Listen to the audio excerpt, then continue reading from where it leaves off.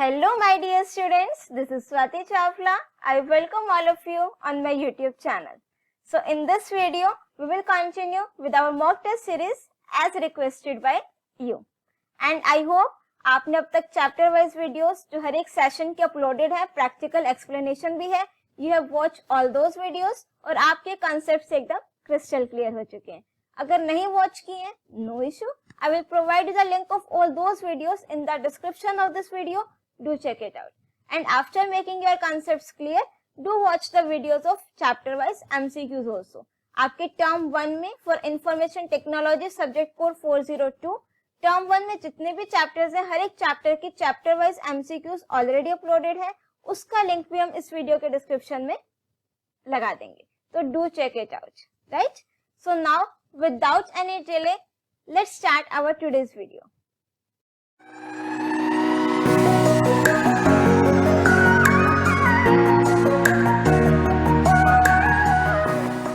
So I hope now you all are ready to solve this mock test with me.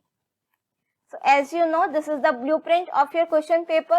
Your paper will be divided into 3 sections. Section A, in that 6 questions will be there. Out of these 6 questions, you have to attempt any 5. This will be from the employability skills, that is part A. Now next is section B. It will contain 20 questions. Out of those 20, you have to attempt 15 questions. And this section B and section C as well, this will be based on your part B, that is subject specific skills. And section C, in this out of 7, you have to attempt any 5 questions. It will be of competency based questions. And this is the chapter wise weightage of all these chapters. It has been issued by the CBSE. Now let's start with our first question of section A. Which of the following is not considered as a body language? First option is touching your face repeatedly, offering your hand firmly for a handshake, keeping your shoulders relaxed down and greeting others with a gentle smile. So इसमें से जो ऐसा point है जो जिसको हम as a body language consider नहीं कर सकते, that is touching your face repeatedly. Yes, the correct answer is touching your face repeatedly. You can see the explanation here. Body language is the most important aspect of our personality and how our image is formed among people. So अगर आप अपने face को बार बार touch कर रहे हो तो वो एक means positive gesture सामने वाले को नहीं देता है. Touching your face repeatedly is not considered to be the body language. Now next is the quantifier some can be used as a countable noun, uncountable noun, both A and B, and last option is D, that is none of these. So correct answer for this question is option C, that is both A and B. We use quantifiers when we want to give some information about the number or quantity of a noun. See, sum is your quantifier. इसको आप अपना countable noun के साथ भी use कर सकते हो plus uncountable के साथ भी. For an example, let's suppose I am saying कि give me some sugar. Here sugar is uncountable, but हमने इसके साथ क्या use करा? Some, right? Or another example can be some people are standing near the car. So some people, here people are countable. तो वहाँ पर भी हम some use कर सकते हैं. So that means this can be used with both countable as well as your uncountable noun. Now see the next question. Dash hormones are released in our brain and help us to cope with stress. तो अगर मैं यहाँ पर stress की बात करूँ तो we are having 2 types of stress. First one is your positive stress and second one is your negative stress, right? Positive stress is also known as eustress and negative stress is also known as distress. अब आप कहोगे ma'am stress positive कैसे हो सकता है, ये तो सिर्फ नेगेटिव होता है. No, stress can be positive also अगर आप उसको अपने माइंड पर, अपनी बॉडी पर, अपना हेल्थ पर इतना ज्यादा हावी ना होने दो. ठीक है. फॉर एग्जाम्पल आपके एग्जाम्स आने वाले हैं. इसका एक तो है कि आप स्ट्रेस नेगेटिव वे में लो कि कैसे करोगे, वो आपके मार्क्स भी कम आ जाएंगे. बट पॉजिटिव वे में भी आप इसको ले सकते हो कि एग्जाम आने वाले हैं बट मुझे उसकी प्रिपरेशन अच्छे से करनी है. ठीक है. So dash hormones are released in our brain and help us to cope with stress. Stress से cope up करने के लिए जो hormones release होते हैं that is known as endorphins. Option C. Next is Seema has decided to do well in her coming mathematics test. अब जो हमारे एक स्टूडेंट है सीमा, उनका मैथमेटिक्स का टेस्ट है। As she has overcome the fear of the subject, अब उसको जो मैथ्स का डर था उससे वो ओवरकम हो, मीन्स उससे बाहर आ चुकी है और उसने मैथमेटिक्स के टेस्ट में बहुत अच्छा परफॉर्म भी किया है। So this is an example of dash, self awareness, self motivation, self regulation और self satisfaction. Correct answer is option B, that is self motivation. Means उसने अपने आप को मोटिवेट किया कि अगर वो मैथमेटिक्स में अच्छी नहीं भी परफॉर्म कर रही है, उसको मीन्स एक तरीके से फियर है या फोबिया है मैथ्स का, बट उसने उस चीज को ओवरकम कर लिया। दैट मीन्स उसने अपने आप को मोटिवेट किया है। So the correct answer is option B, that is self motivation. Now next is the shortcut key combination for opening the file explorer window is dash. File explorer आपको I hope पता होगा कौन सा होता है। जो यहाँ टास्क बार में बॉटम में येलो कलर का जो आइकन दिख रहा है, this is your file explorer. और इसको ओपन करने की जो शॉर्टकट की है that is window plus E. So the correct answer is option A, that is Windows key plus E. Now next is, which of the following is not considered as a computer virus? First is Trojan horse, second malware, third is worm and fourth one is bad sector. जहां तक मेरी knowledge कहती है bad sector is not considered as a computer virus. So the correct answer is option D, that is bad sector.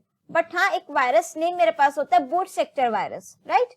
वो आपका effect करता है आपके सिस्टम की हार्ड डिस्क को। डैश मीन्स अब हम आ गए हैं सेक्शन बी पर। सेक्शन ए के आपके 6 क्वेश्चंस कंप्लीट हो चुके हैं, that were from part A, that is employability skills. अब स्टार्ट हो चुका है आपका section B. Dash means removing a part from a picture starting from its boundary. अपने पिक्चर के किसी भी पार्ट को रिमूव करना, that is known as option B, that is cropping. Next is dash allows multiple users to view, edit and change in a spreadsheet। कि अगर मेरे को मीन्स मैंने कोई एक स्प्रेडशीट प्रिपेयर की, नाउ व्हाट आई वांट कि स्प्रेडशीट को मल्टीपल यूजर्स, एक से ज्यादा यूजर्स देख भी सके, उसमें चेंजेस भी कर सके, कुछ एडिशन कुछ फॉर्मेटिंग में चेंजेस कर सके, कोई वैल्यूज में चेंज कर सके। सो कौन सा ऑप्शन है जो मुझे इस चीज की परमिशन देता है? Opening, reviewing, sharing and collaborating. Correct answer is option C, that is sharing. Sharing of a document means the same file can be viewed, edited and reviewed by multiple users. The command tools option में जाकर के means tools menu में जाकर के share का option होता है, share document. It can be used to switch the mode for a document from unshared to shared and shared to unshared. Means अगर आपने अपनी किसी भी स्प्रेडशीट को शेयर्ड मोड में करना हो तो what will you do?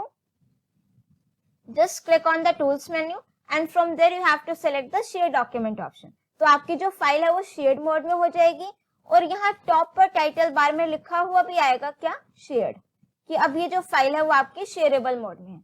And if you want कि आपको उसको फिर से अनशेयर करना है, same process, same steps you will follow, tools and then share document. Now next is template is a dash document based on which one can create a new document. So template is a blueprint. ये हमें एक blueprint provide कर देता है based upon which हम और भी बाकी documents create कर सकते हैं। जैसे सैम्पल पेपर का blueprint होता है, आपके सब्जेक्ट का blueprint होता है कि आपका जो क्वेश्चन पेपर है वो इसी पर बेस्ड होगा, मीन्स इस टाइप के क्वेश्चन आएंगे, but not exactly that. Same हमारा काम कौन करता है? टेम्पलेट, कि आपको एक टेम्पलेट प्रोवाइड करके दे दिया based upon which you can create your own document. Next is, which of the following is the correct formula to find the sum of the values present in the cells B1 to B5 and C6 for OpenOffice Calc? ठीक है, एक थोड़ी सी confusion आपकी दूर कर दें। This is my OpenOffice Calc। ठीक है, OpenOffice Calc को ओपन कर देते हैं। B1 से B5 में वैल्यूज लिख दी, लेट्स सपोज। C6 में मेरे पास यहाँ पर एक वैल्यू लिख दी। ठीक है, अब मुझे इन वैल्यूज का क्या करना है? ऐड करना है। तो that means I have to apply the sum function equals to sum and then bracket, then you have to write the range of cells B1 colon B5। अब यहाँ पर आप देख रहे होगे हिंट में सेमी कॉलन गिवन है, तो that means after B1 to B5 I have to use semi colon and then जो नेक्स्ट वैल्यू है that is in cell C6, right. अब जब हम एंटर प्रेस करेंगे तो यू कैन सी ये वैल्यूज आपकी ऐड हो गई। इसको अगर आप किसी भी वैल्यू में चेंज करोगे तो ऑटोमेटिकली आपकी जो सम की वैल्यू है that will also get change. But यहीं अगर हम बात करें अपने माइक्रोसॉफ्ट एक्सेल की, ठीक है, इसको ओपन करते हैं तो आपका MS एक्सेल में जो फॉर्मूला है वो थोड़ा सा डिफरेंट होगा। यहाँ पर हम वैल्यूज एंटर कर देते हैं B1 से B5 और ये C6, right. Now suppose I want to calculate the sum equals to sum B1 colon B5। अब यहाँ पर अगर मुझे क्या लगाना पड़ेगा, कॉमा और फिर ये C6 सेल, राइट, तब मेरे पास आंसर आएगा। ओपन ऑफिस कैल्क में वैल्यूज को सेपरेट करने के लिए semicolon is there and in Microsoft Excel यहाँ पर मेरे पास क्या आएगा बेटा, कोमा, ठीक है। और आपका जो बहुत बड़ी कंफ्यूजन रहती है कि कौन सा सॉफ्टवेयर फॉलो करना है in your CBSE study material, open office writer means open office software is there, so definitely try to follow open office calc, open office writer and then open office base. So अगर मैं इस question की बात करूं तो यहाँ पर जो करेक्ट आंसर होगा that is option B equals to sum B1 colon B5 semicolon C6। यहाँ पर क्लियरली मेंशन है in Open office Calc. Now next is identify this picture formatting tool. अब पिक्चर फॉर्मेटिंग टूल में ये मुझे symbol given है, किस चीज का ऑप्शन हो सकता है, जो हाईलाइटेड पार्ट है ये रिप्रेजेंट कर रहा है आपके पिक्चर को। ये ऑप्शन आएगा कब, कि अगर आपने अपने डॉक्यूमेंट में काफी सारे पिक्चर्स इंसर्ट कर रखी हैं, राइट। अब मुझे इसको अरेंज करना है, मीन्स कि अगर सपोज 3-4 पिक्चर्स है, कौन सी मुझे फ्रंट में चाहिए, कौन सी मुझे बैकवर्ड चाहिए, कौन सी बिल्कुल बैक में चाहिए, इन सब के लिए मेरे पास जो ऑप्शन है दैट इज दिस वन। तो अब ये पिक्चर फ्रंट में मीन्स जो आपको, अगर मैं इसको क्लियर कर दूं तो ये जो ग्रे पार्ट है ये फ्रंट में है, तो दैट मीन्स जो करेक्ट ऑप्शन होगा that is option B, bring to front. Next question is grouping drawing object can be use for which of the following. एक से ज्यादा ऑब्जेक्ट्स को, इमेजेस को हम ग्रुप कर सकते हैं, किस लिए कर सकते हैं, reason combining drawing objects as one, means grouping जो है वो किस लिए करते हैं, ठीक है। Combining drawing objects as one means कि आपके जो काफी सारे ड्राइंग ऑब्जेक्ट्स हैं उसको कंबाइन करके, उसको ग्रुप करके आप एज अ सिंगल ऑब्जेक्ट हम बना सकते हैं। Resizing no, adding more drawing objects no, ठीक है। So correct answer is option A, that is combining drawing objects as a single object. Next is hyperlink dialog box shows dash types of hyperlink on the left hand side, कि जो हमारा hyperlink है वो dialog box कितने types की hyperlink show करता है। Now let me show you this practically. इसको इरेज कर दिया जाए, बिल्कुल कर दिया जाए, ठीक है, delete all and then okay, ठीक है। हाइपरलिंक के लिए मेरे पास एक तो यहाँ पर ये हाइपरलिंक का ऑप्शन है, शॉर्टकट की कंट्रोल प्लस की, और ये हाइपरलिंक का ऑप्शन गिवन है, ठीक है। This is your hyperlink dialog box. So as you can see यहाँ पर लेफ्ट साइड पर आई एम हैविंग 4 ऑप्शंस, और वो 4 ऑप्शंस कौन कौन से। First one is internet, this is where you create a hyperlink to a web page. अगर मुझे किसी वेब पेज को लिंक करना हो तो I will click on the first option. अगर मुझे किसी को email address means email address का हाइपरलिंक क्रिएट करना हो, सेकंड ऑप्शन। थर्ड ऑप्शन कौन सा, document, this is where you create a hyperlink to an existing document और target within a document, means कोई एग्जिस्टिंग स्प्रेडशीट है वहां पर लिंक क्रिएट करना हो, या जो हमने स्प्रेडशीट ओपन कर रखी है उसी में within the link create करना हो। Last one is to new document, means अगर मुझे किसी न्यू डॉक्यूमेंट का लिंक क्रिएट करना हो जो एग्जिस्ट नहीं कर रहा है, ऑब्वियसली न्यू फाइल एग्जिस्ट नहीं कर रही है अभी तक, तो उसका मुझे लिंक क्रिएट करना हो तो न्यू ऑप्शन। तो कितने ऑप्शंस हो गए बेटा मेरे पास, 4। और हाइपरलिंक है किस मेन्यू में, insert menu. So the correct answer for this question is option D, that is 4. Now next is according to OpenOffice Calc, which of the following is not the what if analysis tool? What if analysis tool most important topic है, इसमें से आप मान के चलिए question जरूर आएगा। अब क्वेश्चन क्या, which of the following is not a what if analysis tool? Conditional formatting, goal seek, scenarios and solver.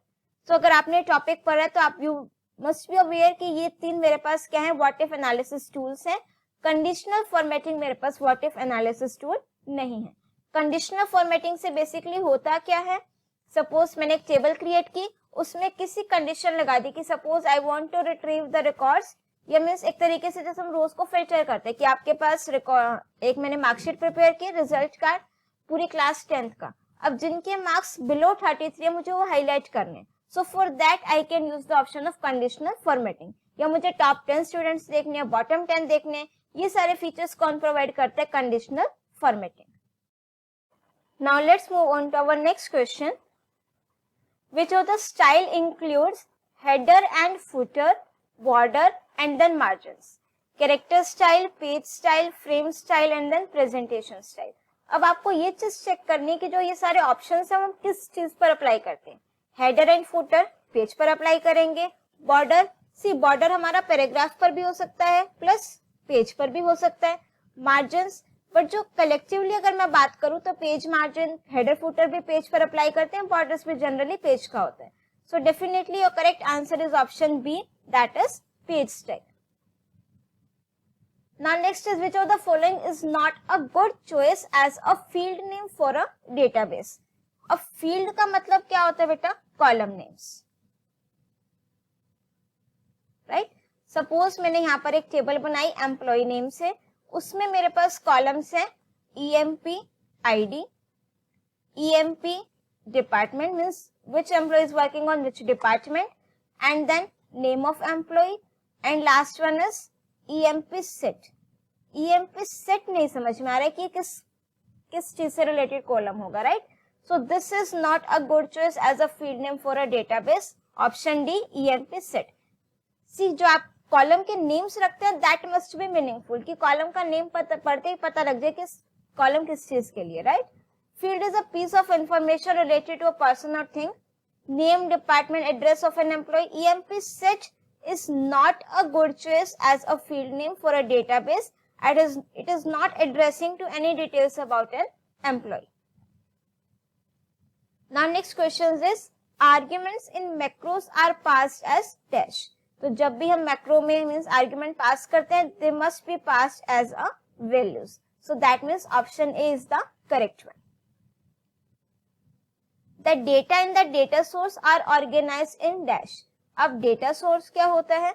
Mail merge का कंसेप्ट ध्यान है, ठीक है। मेल मर्ज के कंसेप्ट में क्या होता है बेटा? एक हमारे पास मेन डॉक्यूमेंट होता है जो हमने लेटर सभी को सेंड करना है, एक हमारे पास डेटा सोर्स होता है जिसमें हम क्या स्टोर कराते हैं? उन डिफरेंट पर्संस के नेम, एड्रेस, डिटेल्स जिनको मुझे वो लेटर सेंड करना है।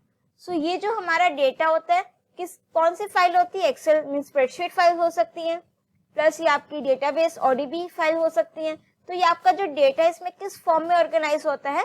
Tabular form. So the correct answer is option C, that is tabular form.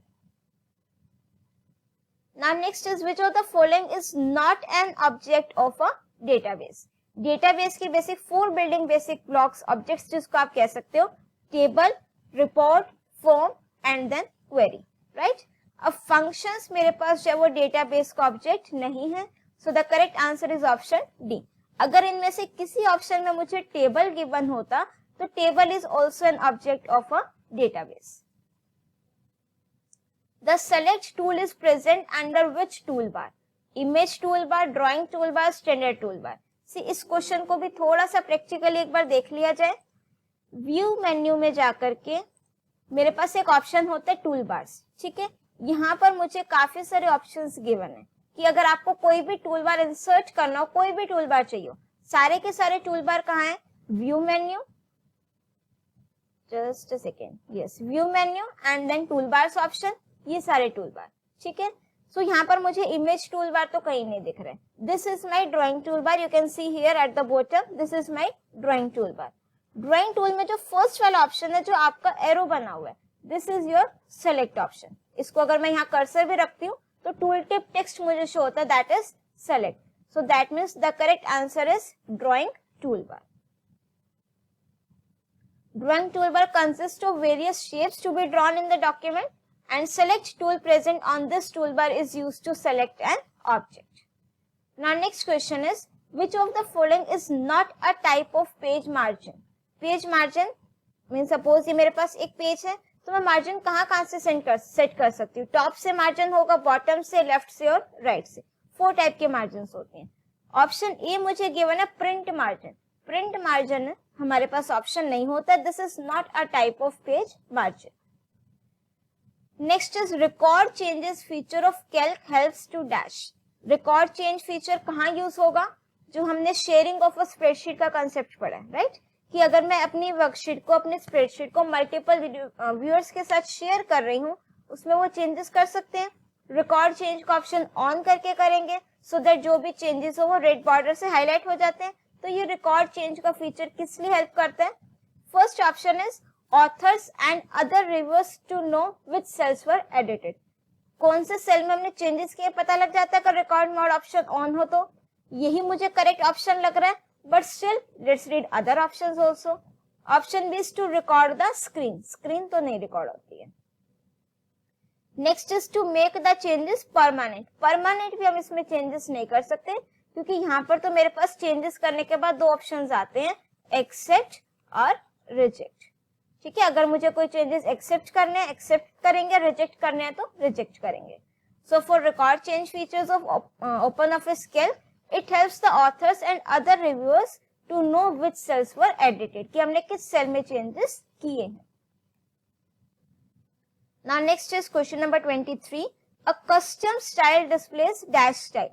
Custom का मतलब जो हम खुद से क्रिएट कर रहे हैं और खुद से जो स्टाइल क्रिएट कर रहे हैं that is known as your user defined styles. Next is we can add the comments regarding any changes made in the shared worksheet by dash. कि अगर मुझे कहीं पर कमेंट्स ऐड करने हो, किसकी बात हो रही है? अगर मैंने किसी वर्कशीट को शेयर किया है, अगर मैंने वर्कशीट को शेयर कर दिया, कमेंट्स हम ऐड कर सकते हैं। कौन से मेन्यू से करेंगे? Edit menu. ठीक है, option A is the correct one. Edit पर जाओगे, चेंजेस पर जाओगे and then you have to click on the comments option. Next is this is from your NCERT also. वैसे तो काफी सारे जो आपके सीबीएसई का स्टडी मटेरियल है उसको थॉरली अच्छे से जरूर चेकआउट करना, जरूर रीड करना, एक एक लाइन अच्छे से पढ़ लेना। ठीक है, जो आपका सैंपल पेपर था काफी क्वेश्चंस आपके वहीं सीबीएसई जो स्टडी मटेरियल है वहीं से थे। तो macros are specifically useful to dash a task. अब अगर मुझे कोई टास्क बार बार रिपीट करना है तो हम क्या यूज कर देते हैं? मैक्रो। टास्क, किसी भी चीज को कॉम्प्लिकेट करने के लिए तो कोई ऑप्शन यूज नहीं करेंगे। Is useful to perform a task, design a task. So जो मोस्ट अप्रोप्रिएट आंसर मुझे लग रहा है that is macros are specially useful to repeat a task. Next is reports are generally used to show the data in printed form. जो आपका tables means, अगर मैं database के बेसिक बिल्डिंग ऑब्जेक्ट्स की बात करूं, जो आपको 4 ऑप्शंस बताए हैं, table, query, form and then report. Table, it helps you to organize that in tabular form in the form of rows and columns. अगर मेरे पास फॉर्म से रिलेटेड क्वेश्चन आएगा तो वहां पर जनरली मेंशन होता है यूजर फ्रेंडली इंटरफेस होता है। फॉर्म्स फिल किए होंगे तो वहां पर हमारा जो इंटरफेस रहता है that is user friendly. Report में हमारा डेटा किस फॉर्म में होता है? प्रिंटेड फॉर्म में। So the correct answer is option A, that is printed. Now section C start हो चुका है यहाँ से, और इसमें आपके कौन से क्वेश्चंस हैं? Competency based questions. I hope now you are aware कि आपके जो कॉम्पिटेंसी बेस्ड क्वेश्चंस होते हैं किस टाइप के होते हैं। Let's read it out. Rishabh wants to make a professional resume. He tried many times, but the end result was not satisfactory as he was not knowing what all points should be there. उसको नहीं पता resume में कौन कौन से points को include करना है और किस ऑर्डर में करना है। Which one of the following in writer would you suggest him so that his problem is solved? कर दी जाए ऋषभ की प्रॉब्लम को सॉल्व? बिल्कुल करना चाहिए। ठीक है, सो कौन सा ऑप्शन यूज करेंगे? Template, form, worksheet, format. See कौन सा ऑप्शन यूज होगा? Option A, that is template. User defined template नहीं है तो क्या हुआ? काफी सारे टेम्पलेट्स हमारे बिल्ट इन भी होते हैं, उसमें रिज्यूम्स के, सर्टिफिकेट्स के काफी सारे जो टेम्पलेट्स हैं वो हमारे इनबिल्ट भी हैं, तो उसमें हम कुछ चेंजेस करके अपना खुद का रिज्यूम क्रिएट कर सकते हैं। Now next is Shalini is working in a school. She is the class teacher of 8th B. It is the time to enter the subject marks and grades of all the students of her class in a worksheet. So while entering the marks and grades, she has to scroll up again and again to the row where all the subject names are entered. Generally क्या होता है? Top पर आपके subject names enter होते हैं, right? अब जब काफी सारे स्टूडेंट्स हैं, सपोज 30, 40, 50, तो जब मैं स्क्रॉल करती हूँ तो ऊपर के जो सब्जेक्ट के नेम्स है ना वो भी साथ में स्क्रॉल हो जाते हैं, वो विजिबल नहीं रहता है फर्स्ट टॉप कॉलम मुझे। तो अब उसने क्या करना है कि सब्जेक्ट नेम्स एंटर कराने हैं मार्क्स, तो in order to avoid any mistakes in our entries, so this process is consuming a lot of time. वो बार बार स्क्रॉल अप स्क्रॉल डाउन कर रहे हैं। Help her by letting her know one such tool by which she can fix the field row from the following and continue with her work without wasting much time. Means कि जो उसकी top row है वो fix हो जाए, ठीक है। तो कोई भी रो या कॉलम मुझे फिक्स करना हो उसके लिए मेरे पास कौन सा ऑप्शन है, option C, that is freeze pane. Freeze pane से क्या होगा, आप जहां पर कर्सर रखोगे, सपोज मैंने यहाँ पर कर्सर प्लेस किया, ये सेल सेलेक्ट किया, इसके ऊपर का सारा टॉप रो और कॉलम वो क्या हो जाएगा, फ्रीज हो जाएगा। ये कंसेप्ट आपका क्लास 9th में था, I think if I am not wrong. I hope class 9th IT भी अच्छे से पढ़ा और ये कंसेप्ट आपको ध्यान भी है। Now next is Surabhi wants to create a flow chart in order to show the steps involved in a problem. Flow chart में हमारे कुछ इस टाइप के सिंबल्स होते हैं, right.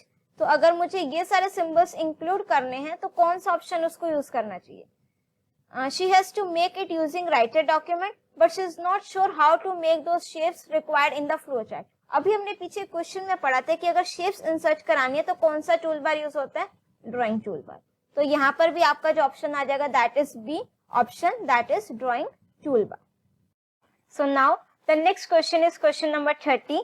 I hope you are not getting bored, आपके concept एकदम clear हो रहे हैं। टोटल क्वेश्चंस 33 हैं, only few are left. Now next is Ananya is making a table in Access to store the data of all the employees working in her organization. Access भी आपका क्या है बेटा, डेटाबेस। जैसे आपका ओपन ऑफिस बेस है, ऐसे माइक्रोसॉफ्ट में हमारे पास क्या होता है, MS Access. So that Ananya is making a table in Access to store the data of all the employees working in her organization. She has decided on the various information that she needs to store in that table. She also has to have a field in which only unique data can be entered. So out of the given field, suggest the best field suitable that can be used as a primary key so that it can accept only unique data. So column के जो names मुझे given है that are employee name, department, employee number and then employee date of birth.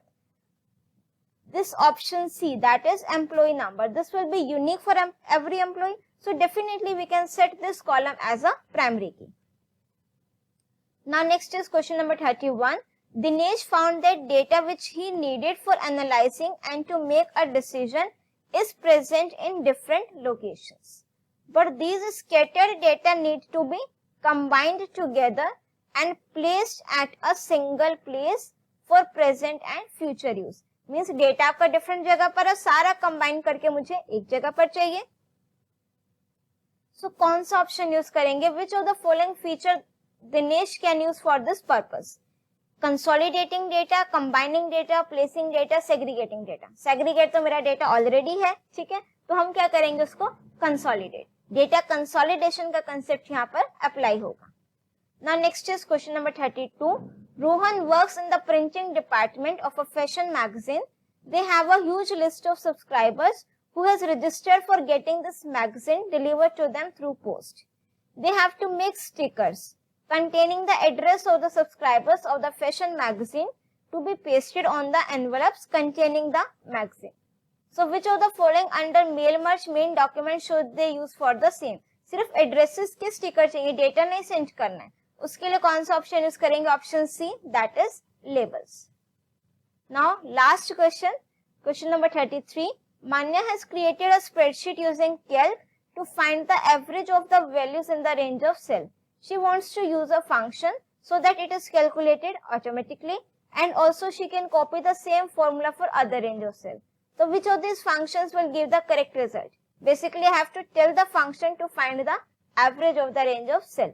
अब mean तो नहीं होगा, average के लिए या तो मेरे पास एवीजी फंक्शन है या फिर कंप्लीट एवरेज फंक्शन है।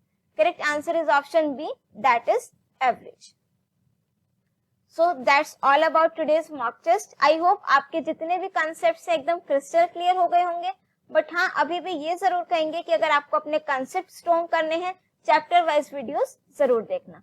मॉक टेस्ट वीडियो सीरीज जो प्रैक्टिस पेपर है, these are for your revision also. अगर आपने एकदम IT फुली प्रिपेयर कर लिया है, these mock tests will definitely help you. I hope आपके कंसेप्ट्स एकदम क्लियर हो गए होंगे.